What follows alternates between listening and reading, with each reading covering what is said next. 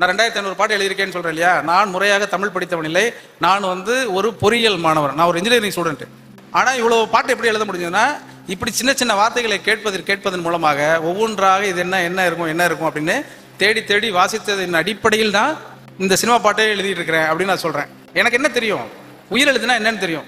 உயிரெழுத்துனா என்ன, எத்தனை குறில் எழுத்து, எத்தனை நெடில் எழுத்து அப்படின்னு எனக்கு தெரியும். நீங்கள் என்ன சந்தம் கொடுத்தீங்கனாலும் இப்போயே ஒரு டியூன் போட்டிங்கன்னா 5 நிமிஷத்தில் நான் பாட்டு எழுதிடுவேன். காரணம், ஓசையாக வார்த்தைகளை நீங்கள் புரிந்து கொள்ள வேண்டும், உச்சரிப்பாக ஒரு வார்த்தையை புரிந்து கொள்ள வேண்டும். இந்த பாட்டு எதை சொல்லுது அப்படிங்கிறத நீங்கள் புரிஞ்சுக்கணும். இது ரொம்ப ரொம்ப குறிப்பாக முக்கியமான ஒரு விஷயம். அப்படிங்கிறது என்னன்னா, ஒரு விஷயம் தெரியாமல் இருக்கு அப்படின்னா அதை கடந்து போகவே போகாதீங்க. எந்த தெரியாத விஷயம் இருந்தாலும் அது உடனே அதுக்குள்ள என்ன இருக்குங்கிறத நீங்க பாருங்க. அது ரொம்ப முக்கியமானது. நான் இப்போது சொல்ல போகிற இந்த ஒரே ஒரு சங்கப்பாட்டை மட்டும் உங்களுடைய கையேட்டிலோ உங்களுடைய கைபேசியிலோ நீங்கள் குறித்து வைத்துக் கொள்ளுங்கள். இந்த ஒரே ஒரு பாட்டை மட்டும் நீங்க கவனமா குறித்து வைத்துக் கொள்ளுங்கள். நம்ம வீட்டில் பெரியவங்க யாரும் நம்மளை பார்க்கும்பொழுது என்ன சொல்லுவாங்க, படிங்க படிங்க அப்படின்னு சொல்லிட்டே இருக்காங்க. படிச்சா என்ன நடக்கும்? 1000 பேர் அமர்ந்திருந்த அரங்கத்திற்குள் 5 பேர் மட்டுமே அப்பா அம்மா பட்டதாரியாக கொண்டிருந்த நாம் 1000 பேரும் பட்டதாரியாக மாறிவிட முடியும் என்பது எதனால வந்தது? படித்ததனால் வந்தது. அவ்வளவெல்லாம் வேணாம். சமீபத்தில் தமிழ்ல வந்த முக்கியமான திரைப்படங்கள் ஒரு 5 படத்தை எடுத்துக்கங்க. ஜெய்பீம், கர்ணன், அசுரன் எல்லாமே என்ன சொன்னாங்க? டே சிதம்பரம், காசு வச்சிருந்தா பிடிக்குவாங்க, நிலம் வச்சிருந்தா பறிச்சுக்குவானுங்க, எப்படியாவது படிச்சிடுறான்னு சொல்றாங்க. சினிமாவிலையும் படின்னு தான் சொல்றாங்க. திரும்ப திரும்ப திரும்ப படிடா என்று சொல்லிக்கொண்டே இருப்பதனால தான் இந்தியாவிலேயே தமிழகம் கல்வித்தரத்தில் மிக உயர்வான இடத்தில் இருக்கிறது என்பதை நீங்கள் உணர்ந்து கொள்ள வேண்டும். என்றால் இந்த சமூகம் திரும்ப திரும்ப படி என்று சொன்னதை மறுபடியும் இந்த சமூகம் கேட்டுக்கொண்டே இருக்கிறது அப்படிங்கிறதான். இந்த விழாவுக்கு வந்ததுக்கு பிறகு நான் என்ன சார் வெளியில் போய் சொல்றது, நான் என்ன சார் கற்றுக்கிட்டேன் அப்படின்னு சொன்னாக்க, நான் இப்போ ஒரு பாட்டு முழுமையாக சொல்லுவேன், அந்த பாட்டுடைய விளக்க உரை சொல்கிறேன். இந்த பாட்டை நீங்கள் கேட்டுட்டு இதோட கடந்து போயிடாதீங்க. வீட்டில் போய் கைப்பட கொஞ்சம் பெரிய எழுத்தில் எழுதி உங்கள் கண் படும் இடத்தில் இந்த பாட்டை ஒட்டி வச்சுக்கோங்க. அது புறநானூற்றில் இருக்கக்கூடிய ஒரு பாட்டு. வாழ்க்கையில் வெற்றி அடைந்த, அதுவும் தமிழில் வெற்றி அடைந்த அத்தனை பேரும் கடைபிடித்த ஒரு பாட்டு அது. அந்த பாட்டை மட்டும் நீங்க கஷ்டப்பட்டாவது மனப்பாடம் பண்ணிடுங்க. வாழ்க்கையில் எல்லா சந்தர்ப்பங்களுக்கும் உதவக்கூடிய ஒரு பாட்டு. அந்த பாட்டு தான் தமிழனுடைய அறத்தை, தமிழனுடைய வாழ்வை, தமிழனுடைய தத்துவத்தை, தமிழனுடைய அரசியலை, தமிழனுடைய இலக்கியத்தை எல்லாவற்றையும் கொண்டிருக்கக்கூடிய ஒரு பாட்டு. அந்த பாட்டு புறநானூற்றில் இருக்கக்கூடிய அந்த பாட்டு. நான் பாட்டை முழுமையாக சொல்லிடுறேன், விளக்கமும் சொல்லிடுறேன். இந்த பாட்டை நீங்கள் எப்படி படிக்கிறீர்களோ அதுபோல் உங்கள் வயதொத்த அல்லது உங்களிடம் வயது குறைந்த, உங்களிடம் வயது மூத்த எல்லோரிடத்திலும் இந்த பாட்டை நீங்கள் சொல்லுங்க. இந்த பாட்டை நீங்கள் பரப்பிடுங்க. இந்த ஒரு பாட்டை பரப்பினால் சமூகத்தில் ஆக சிறந்த மாற்றத்தை நாம் கண்டிருக்கிறோம், இன்னமும் நம்ம காண போறோம். அப்படின்னா அந்த ஒரு பாட்டை நீங்க வச்சுக்கோங்க. அந்த பாட்டு ஆரிய படை கடந்த நெடுஞ்செழியன் எழுதின ஒரு பாட்டு. புறநானூற்றில் ஆரிய படை கடந்த நெடுஞ்செழியன் எழுதின பாட்டு. அந்த பாட்டு முழுசா சொல்றேன். எல்லாரும் ஒரு தடவை நல்லா கூர்ந்து காது கொடுத்து கேட்டுக்கங்க. இடையில கையெல்லாம் தட்டாதீங்க. அந்த பாட்டுக்கான முழு விளக்கம் நான் சொல்லிடுறேன். உற்றுளி உதவியும் உருபொருள் கொடுத்தும் பிற்றை நிலை முனியாது கற்கை நன்றே. உற்றுளி உதவியும் உருபொருள் கொடுத்தும் பிற்றை நிலை முனியாது கற்கை நன்றே. பிறப்பு ஓரென்ன உடன் வயிற்றுள்ளும் சிறப்பின் தாயும் மனம் திரியும். ஒரு குடி பிறந்த பல்லோருள்ளும் மூத்தோன் வருகை என எண்ணாது அவனுள் அறிவுடையோன் 6 அரசு செல்லும். வேற்றுமை தெரிந்த நாற்பாலுள்ளும் கீழ்ப்பால் ஒருவன் கற்பின் மேல்பால் ஒருவனும் அவன் கண் படுமே. இதுதான் அந்த பாட்டு. மறுபடியும் சொல்றேன். உற்றுளி உதவி உருபொருள் கொடுத்தும் பிற்றை நிலை முனியாது கற்கை நன்றே. பிறப்பு ஓரென்ன உடன் வயிற்றுள்ளும் சிறப்பின் பாலால் தாயும் மனம் தெரியும். ஒரு குடி பிறந்த பல்லோருள்ளும் மூத்தோன் வருகை என எண்ணாது அவனுள் அறிவுடையோன் 6 அரசு செல்லும்.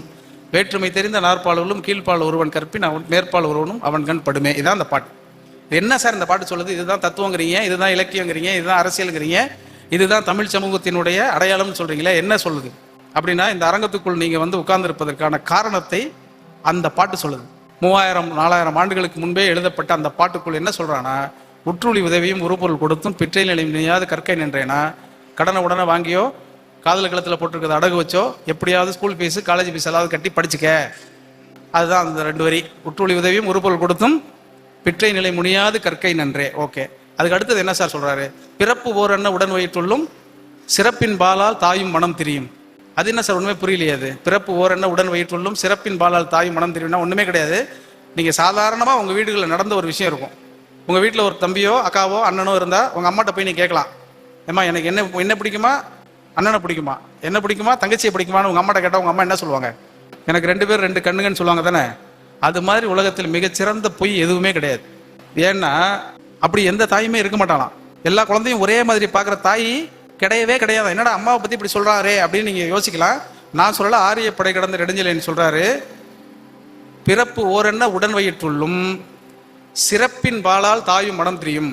இப்போ நீங்கள் செக் பண்ணி பாருங்கள், என்னைக்காவது ஒரு நாளைக்கு அல்லது எப்போவாவது ஒரு முறை கிளாஸில் நீங்கள் ஒரு நல்ல மார்க் வாங்கிட்டு வர அன்னைக்கு உங்கள் அம்மா முகத்தில் சின்னதாக ஒரு பெருமையும் ஒரு கர்வமும் உங்களை பார்க்கும்போது தென்படும். பட்டிருக்கா? எனக்கு தெரிஞ்சு இங்கே இருக்கிற எல்லார் மேலேயும் பட்டிருக்கும். ஏன்னா எல்லா பிள்ளைங்களும் நல்லா படிக்கிற பிள்ளைங்க மாதிரியே தெரியுது. அதனால உங்கள் எல்லோருடைய அம்மாவுக்கும் உங்களை ரொம்ப பிடிக்கும். என்ன காரணம்னா, என் பொண்ணு சிறப்பாக இருக்கு. சிறப்பு அப்படிங்கிறது ஒரு குடி பிறந்த பல்லோர் உள்ளும் மூத்தோன் வருகை என்னன்னு அடுத்த வரி வருது. அதுக்கு முன்னாடி என்ன சொல்ற, பிறப்பு ஓரென்ன உடன் வயிற்றுள்ளும் சிறப்பின் பாலால் தாயும் மனம் தெரியும். லைட்டா எக்ஸாமுக்கு காலையில் படிக்கும் பொழுது உங்க அம்மா தனியாக ஒரு ஸ்பெஷலாக ஒரு ஃபில்டர் காஃபி போட்டு வந்து தனியாக கொடுப்பாங்க தெரியுமா? அம்மா இன்னைக்கு எக்ஸாம் இருக்குமா, சீக்கிரம் எந்திரிமா அப்படின்ட்டு நமக்கு முன்னாடியே அவங்க எந்திரிச்சு அந்த குழந்தைய கவனிக்கிறாங்கல்ல, அதுதான் சிறப்பு. அந்த சிறப்பை தாய் செய்வாள் அப்படின்னு அவர் சொல்றாரு.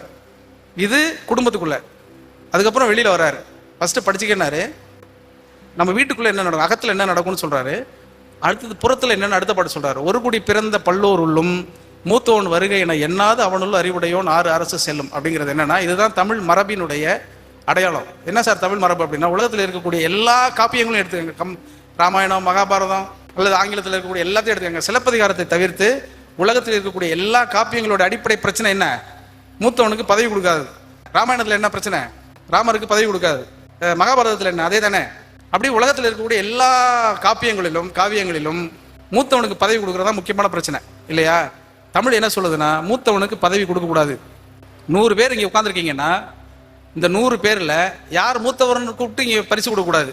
இந்த 100 பேருக்குள்ள யாரு சிறப்பானவர்னு பார்க்கணும், யாரு கல்வி அறிவு பெற்றவர்னு பார்க்கணும், யாரு நேர்மையானவர்னு பார்க்கணும், யாரு உண்மையானவர்னு பார்க்கணும். அப்படின்னு யார் சொல்லியிருக்கா? 2000 வருஷத்துக்கு முன்னாடி ஆரிய படகடந்த நெடுஞ்செழியன் சொல்றாரு, ஒரு குடி பிறந்த பல்லோர் உள்ளும் மூத்தோன் வருகை என எண்ணாது அவருள் அறிவுடையோன் ஆறு அரசு செல்லும். அறிவுடையோன் ஆறுனா வழின்னு அர்த்தம். அறிவுடையோன் வழியில் எந்த அரசு செல்கிறதோ அந்த அரசு தான் நல்ல அரசு அப்படின்னு சொல்லி சொல்றாரு அவர். அதுக்கு பிறகு இதுதான் இறுதியான வரி. இத்தனை பேரும் இந்த இருக்கையில் வந்து நீங்கள் அமர்வதற்கு காரணமான ஒரு வரி. நீங்க படிச்சா என்ன ஆவீங்கிறத அந்த வரி சொல்லுது. படிச்சா என்ன ஆவீங்க? பெரிய ஆள் ஆயிடுவோம் சார். அதெல்லாம் உண்மைதான். படிச்சா பெரிய ஆள் ஆயிடுவோம் அப்படித்தானே அவர் சொல்லணும். அவர் அப்படி சொல்லலை. படிச்சா பெரிய ஆள் ஆயிடுவோங்கிறது நேரடியாக சொல்லாமல் என்ன சொல்லிட்டாரு, படிச்சா சமமாயிடுவோன்னு சொல்றாரு. அது ஏன் சமமாயிடுவோன்னு சொல்லணும்? படிச்சா பெரிய ஆள் ஆயிடுவோன்னு சொன்னா சந்தோஷம், சமமாயிடுவோன்னு சொல்றாரு. வேற்றுமை தெரிந்த நாற்பால் உள்ளும் கீழ்ப்பால் ஒருவன் கல்பின் மேல்பால் ஒருவனும் அவன் கண் படுமே. கீழே இருக்கிறவன் மேலே போனா மேலே இருக்கிறவன் என்னவா? படத்துல வசனம்லாம் வருதுல, வாழ்க்கை ஒரு தட்டண்டா, கீழே இருக்கிறவன் மேலே போனா மேலே இருக்கிறவன் கீழே வந்துடுவான்னு சொல்லுவான்ல. கல்வி என்ன கொடுக்குமா? கீழே இருக்கிறவன் மேலே போனா மேலே இருக்கிறவனுக்கு சமமாயிடும்னு சொல்றது. வேற்றுமை தெரிந்த நாற்பால் உள்ளும் கீழ்ப்பால் ஒருவன் கல்வி கற்பின் மேற்பால் ஒருவனும் அவன் கண் படுமே. இந்த கண்ணை நல்லா ஞாபகம் வச்சுக்கோங்க. இப்போ பாட்டை நான் முழுசா ஒரு தடவை சொல்லிடுறேன். இந்த ஒரு பாட்டை மட்டும் என் அன்பான தம்பி தங்கைகளே, என் அன்பான மகன்களே, இந்த ஒரே ஒரு பாட்டை மட்டும் உங்கள் வாழ்க்கையுடைய ஆதார பாடலாக நீங்கள் கொள்ளுங்கள். எப்படியாவது புரிஞ்சு வச்சுக்கிட்டீங்கன்னா இந்த பாட்டுக்குள் சொல்லப்பட்டிருக்கக்கூடிய அர்த்தங்களின் அடிப்படையிலும் இந்த பாட்டுக்குள் சொல்லப்பட்டிருக்கக்கூடிய நம்பிக்கைகளின் அடிப்படையும் உங்கள் வாழ்வை நீங்கள் அமைத்துக் கொண்டால் இன்றைக்கு மட்டுமல்ல என்றென்றைக்கும் வாழ்வில் நீங்கள் ஒரு வெற்றியாளராக மாறுவீர்கள். எல்லாரும் ஒரு தடவை சொல்றீங்களா சேர்ந்து? உற்றுளி உதவியும் ஒரு பொருள் கொடுத்தும் பிற்றை நிலை முனியாது கற்கை நன்றே பிறப்பு ஓரன்ன உடன் வயிற்றுள்ளும் சிறப்பின் பாலால் தாயும் மனம் தெரியும் ஒரு குடி பிறந்த பல்லோருள்ளும் மூத்தோன் வருகை என எண்ணாது அவருள் அறிவுடையோன் ஆறு அரசு செல்லும். வேற்றுமை தெரிந்த நாற்பால் உள்ளும் கீழ்ப்பால் ஒருவன் கல்வி கற்பின் மேற்பால் ஒருவனும் அவன் கண் படுமே. இந்த ஒரு பாட்டு மட்டும் நீங்க படிச்சுக்கிட்டீங்கன்னா போதும். இத்தனை வருஷம் நீங்க படிச்ச கல்வி, இனிமே நீங்க படிக்க போற கல்வி எல்லாத்துக்கும் சேர்த்த அர்த்தம் புதிந்த ஒரு பாட்டு. இந்த ஒரு கண்ணு முக்கியமா வச்சுக்கோங்க. அதுக்கப்புறம் தமிழனுடைய மிக முக்கியமான விஷயம் அப்படின்னாக்க என்ன? தமிழர்கள் அறத்தோடு வாழ்ந்தார்கள். அறம்னா என்ன? அறம் செய்ய விரும்பு. அறம்னா தர்மம் செய்யறதா, நேர்மையோடு இருக்கிறதா, உண்மையா இருக்கிறதா, நீதி உழுவாம இருக்கிறதா. அறம்னா என்ன? ஸ்ட்ரைட்டா சொல்லிருங்க. அறம்னா இதான் சார், மக்களுக்கு நன்மை செய்வதா. சரி, அப்புறம் அறம்னா இவ்வளோ அர்த்தம் சொல்றாங்க இல்லையா? அறம்னா ஒண்ணுமே கிடையாது. ரொம்ப சிம்பிளான ஒரு அர்த்தத்தை வள்ளுவர் சொல்றார். மனத்துக்கண் மாசிலனாதல் அனைத்து அரண். மனத்துக்கண் மாசிலனாதல், ஏன் சார் மனத்து கை, மனத்து கால், மனத்து மூக்கு அப்படிலாம் சொல்லாம மனத்து கண்ணுன்னு சொல்றாரு? அங்க ஒரு கண் உங்களுக்கு நான் ஏற்கனவே சொல்லியிருக்கேன், அவன் கண் படுமே, அந்த கண்ணு ஒரு முக்கியமான கண்ணு. அதே மாதிரி திருக்குறள் இருக்கக்கூடிய இந்த கண்ணும் ரொம்ப முக்கியமான கண்ணு. என்ன கண்ணுனா மனத்து கண்ணுன்னு ஏன் சொல்றாரு? ஒன்றும் இல்லை, கண்ணில் ஒரு தூசி விழுவுது, என்ன பண்ணணும்? உடனே கர்ச்சிப்பையோ கையை வச்சு நல்லா தேய்க்கணுமா? எதுவும் செய்யக்கூடாது இல்லையா? தேய்க்கக்கூடாது. கண்ணில் ஒரு தூசி விழுந்துச்சுன்னா தேய்க்காம ஒரு 2 வினாடி இருந்தீங்கன்னா என்ன ஆகிடும்? அந்த கண்ணு தூசியை வெளியேற்றிடும். அது மாதிரி மனசுல ஒரு தீய எண்ணம் ரொம்ப பெருசாலாம் வச்சிடாதீங்க. பக்கத்தில் இருக்க பையனை பார்த்து காப்பி அடிக்கலாம், பக்கத்தில் இருக்க பொண்ணை பார்த்து காப்பி அடிக்கலாம் நீங்க நினைச்சீங்கன்னா உங்க மனசு என்ன சொல்லும்? அடுத்த வினாடியே சொல்லும், டே தப்பு பண்ற, தப்பு பண்றேன்னு சொல்லுது இல்லையா? கண்ணில் விழுந்த தூசியை எப்படி கண்ணே வெளியேற்றுகிறதோ அதுபோல் மனதில் விழுந்த தூசியை மனமே வெளியேற்றி விடுங்கிறதுனாலதான் மனத்து கண் மாசிலனாதல் அப்படின்னு சொல்றாரு. அப்ப அறம் அப்படிங்கிற சொல்லுக்கு கல்வியில அவன் கண் அப்படிங்கிற மாதிரியே இந்த மனத்து கண்ணையும் நீங்க வச்சுக்கோங்க. இந்த 2 கண்ணும் ரொம்ப முக்கியமானது. இந்த 2 கண்ணையும் நீங்கள் வைத்துக் கொண்டால் வாழ்க்கையில நீங்க கண்ணாய் மதிக்கப்படுவீர்கள். அதெல்லாம் ஓகே, இதெல்லாம் ரைட்டு சார். அறம்னு ஏதோ சொல்றீங்க, மனத்து கண் அதெல்லாம் சொல்றீங்க அப்படின்னா, 2012 ஒரு உலக ஓட்டப்பந்தய போட்டி ஒன்று நடந்துச்சு. அந்த ஓட்டப்பந்தய போட்டியில ஒரு சின்ன சம்பவம், இந்த சம்பவத்தை மட்டும் நீங்க உள்வாங்கிக்கங்க. அதுக்கப்புறம் நீங்க போய் கூகுளில் போட்டீங்கனாலும் வரும், அந்த தகவல் வரும், அந்த செய்தி வரும். அது என்னன்னா, அந்த ஓட்டப்பந்தயத்தில் ஓடிட்டே வரும்பொழுது கென்யா நாட்டு வீரர் ஏபல் முடாய் அப்படின்னு ஒருத்தன், அவன் பேரு. அந்த ஏபல் முடாய்ங்கிற அவன் ஜெயிச்சிருவான். அந்த ஓடி வருவான்.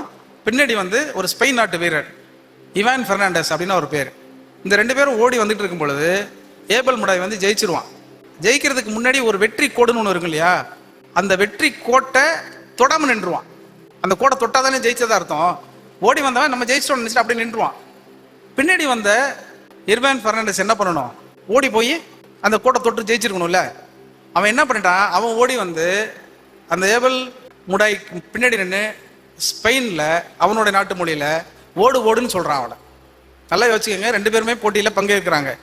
2 பேர்ல யார் முதல்ல வருதுங்கிறதான் வாழ்க்கையில நடக்கக்கூடிய போட்டி. அந்த போட்டியிலேயும் அதான் முக்கியமான போட்டி. ஆனா முதல்ல அவன் போய் அந்த கோட்டை தொடலை. பின்னாடி வந்தவன் தொடுவதற்கான வாய்ப்பு இருக்கு. ஆனா அவன் தொடாம நீ ஓடி போய் தொடு அப்படின்னு சொல்லி அவன் சொல்றான். அவனுக்கு மொழி புரியல. அதுக்கப்புறம் என்ன பண்ணிட்டானா, இவான் பெர்னாண்டஸ் அந்த ஏபல் முடாயை தள்ளி விட்டுறான். தள்ளி விட்டோடனே அவன் போய் அந்த கோட்டை தொட்டுட்டான். அவன் ஜெயிச்சதான் அவனுக்கு பரிசு கொடுத்துட்டாங்க.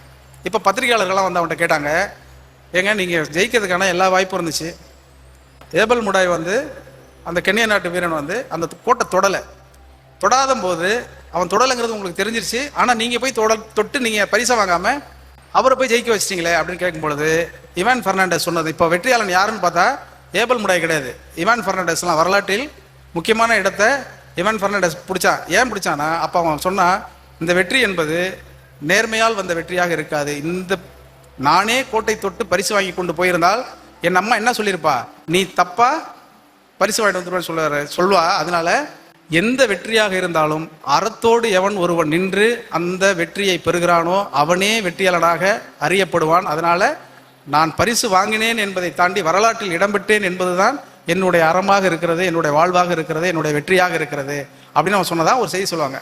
அதுதான் வள்ளுவர் என்ன சொல்றாரு, அறத்தினால் வருவதே இன்பம் மற்றெல்லாம் புறத்த புகழும் இல்லை. உங்களுக்கு அறத்தோட வாழாத வாழ்க்கை வந்துருச்சு, அதுக்கப்புறம் எவ்வளவு புகழ் வந்தாலும் எவ்வளவு காசு வந்தாலும் அதனால பிரயோஜனம் கிடையாது. அறத்தோடு வாழ்வது என்பது மனத்துக்கண் மாசிலன் அனைத்து அரண். வள்ளுவர் சொன்னது மாதிரி மன தூய்மையோடும் மன எண்ணத்தின் அடிப்படையிலான வெற்றி என்பது ரொம்ப முக்கியமானது. என்குலம் என்றுனை தன்னிடம் ஒட்டிய மக்கள் பெருங்கடல் பார்த்து மகிழ்ச்சி கொள், அறிவை விரிவு செய், அகண்டமாக்கு விசால பார்வையால் விழுங்கு மக்களை, மானிட சமுத்திரம் நான் என்று கூவு. நன்றி, வணக்கம்.